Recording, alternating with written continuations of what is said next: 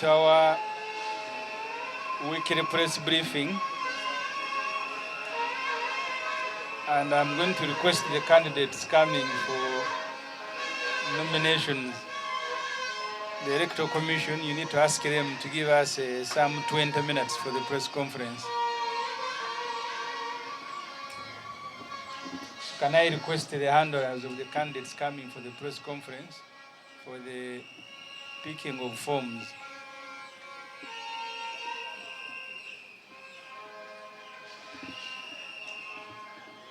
Briefing,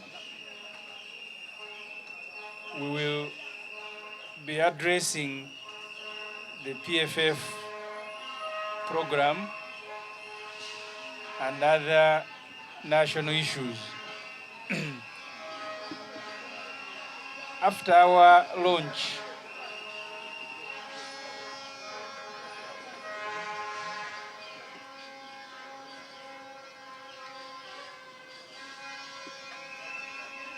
the Electoral Commission candidates be disqualified if they are disrupting scheduled party activities.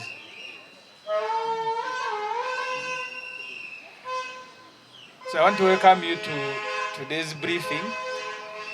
After the successful launch and inauguration of our party, as we promised, we will commence with internal organization, recruitment, as well as engaging ourselves with the national elections. Next week on Tuesday, we will have a half-day seminar training for all candidates who have picked nomination forms for parliamentary and LOC 5 chairpersons. That engagement will be at the headquarters. We want to prepare the candidates. I therefore ask each aspiring candidate who has picked nomination forms will have a seminar here on Tuesday next week starting at 8. The purpose is to prepare you, but also to give you a broad understanding of what PFF stands for. We are not an ordinary party that focuses only on elections. While election is a very good platform, our focus is on elections themselves, but also on the day after elections. If we succeed to prevent Museveni from cheating elections and we form a government, we also need to prepare.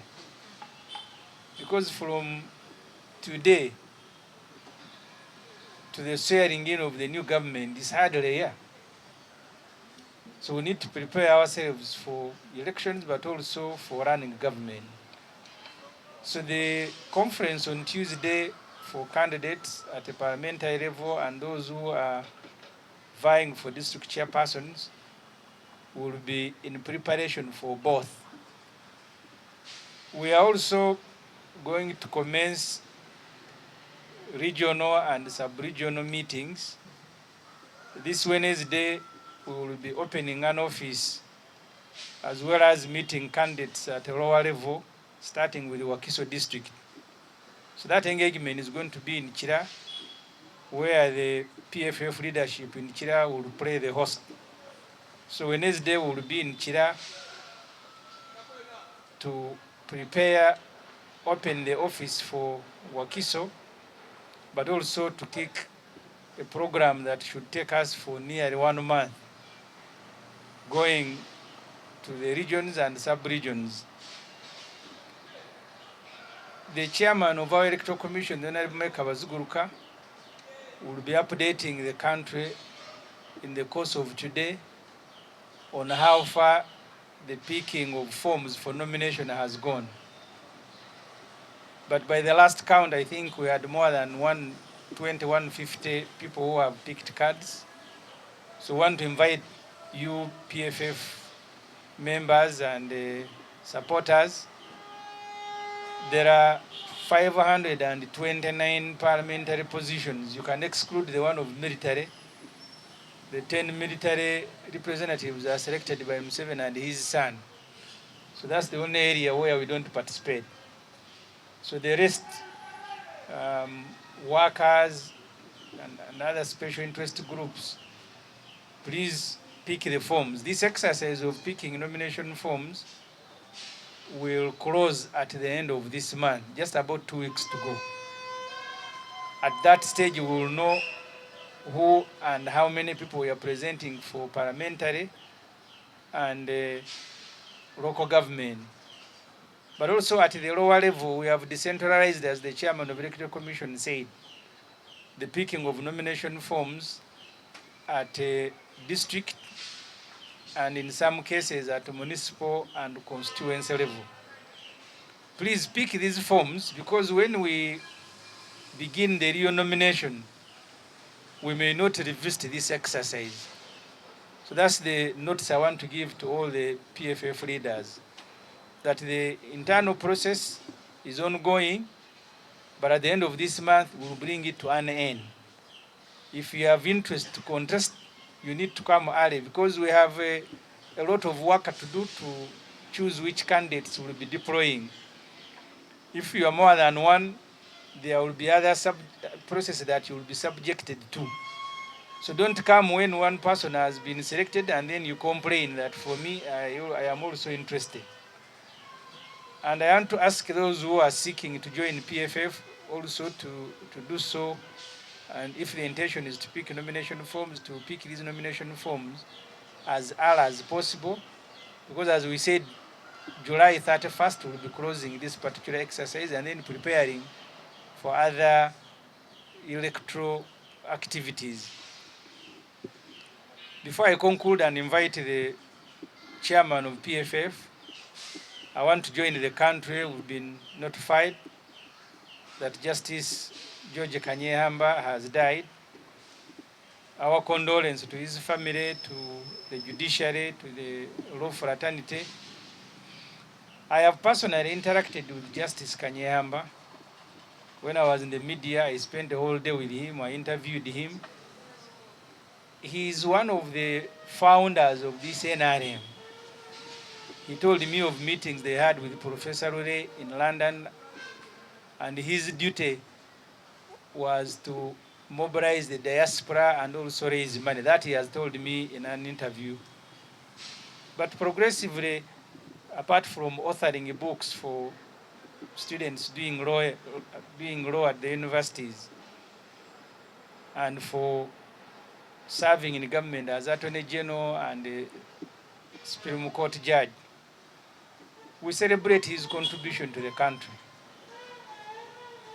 People who have served up to that level, we need to have a non-partisan arrangement at which all of us can participate in appreciating their work. I saw the Chief Justice, Owiny Dolo, who invited Museveni.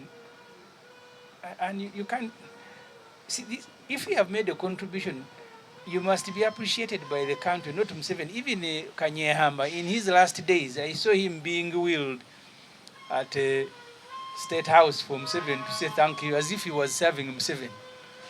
So both the judiciary and people who are in leadership, we need to find a decent and befitting way of thanking senior citizens, those who have made a contribution, and we celebrate their contribution. So one way of doing that is to make it non-partisan. The judiciary, we've lost a number of former Supreme Court judges. They were there. I don't know whether Ssemujju served in the Supreme Court as well. But we've lost a number of senior judges.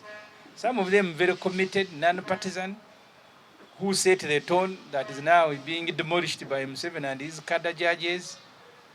Kanyeihamba spoke about election petitions. We are in an election period where the judiciary, at least in one of the cases, he participated, I think that was 2011, 206, in which he said the judiciary in Uganda had come to the conclusion that Museveni had cheated the elections.